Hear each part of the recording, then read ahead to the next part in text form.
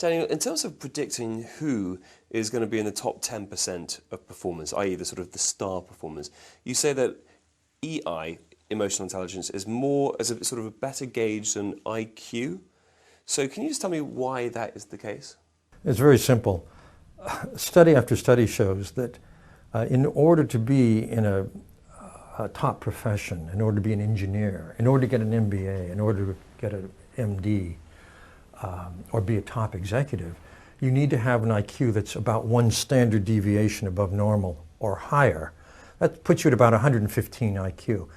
But then the studies show after that there is no correlation between your IQ and your actual effectiveness or success in that line of work.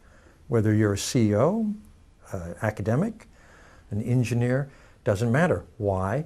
Because that is the IQ level you need to master the technical skills, and it's the cognitive capacity you need to handle that profession. But after that, think about it. Once you're in the field, you're competing with people who are about as smart as you are.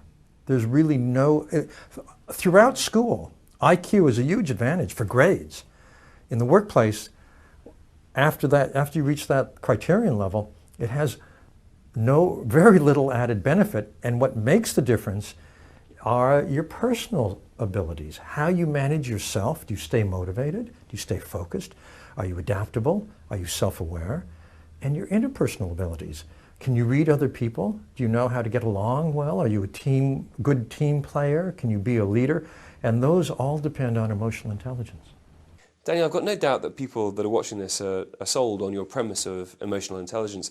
But the big question I think people will be wanting to ask is, once you know your EI level, can you improve or can you become more emotionally intelligent? Yeah, the good news is that you can improve emotional intelligence competencies. These are learned abilities that build from the fundamentals. So, for example, emotional self-control, staying calm under pressure.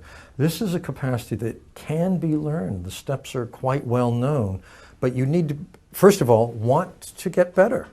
Listening well, listening deeply. That's a critical empathy skill. And if you have poor listening habits, it's like the common cold of leadership, then you can improve. But again, you need to be motivated. Why? Because in adulthood, you have to undo, at the brain level, undo over-rehearsed habits. That's your habitual way of reacting.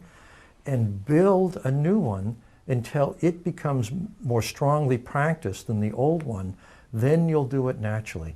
And that takes real effort and real motivation. Daniel, talking about self-motivation, what's the core essence of being self-driven and motivated to move forward as an individual? I think that motivation has to be true, that you need to align the desire to improve with your own sense of values and purpose, what you really feel is important. What are your dreams? Where do you want to go in life? Is something holding you back? Can you change that for the better? That's the kind of genuine motivation that helps people really make the change.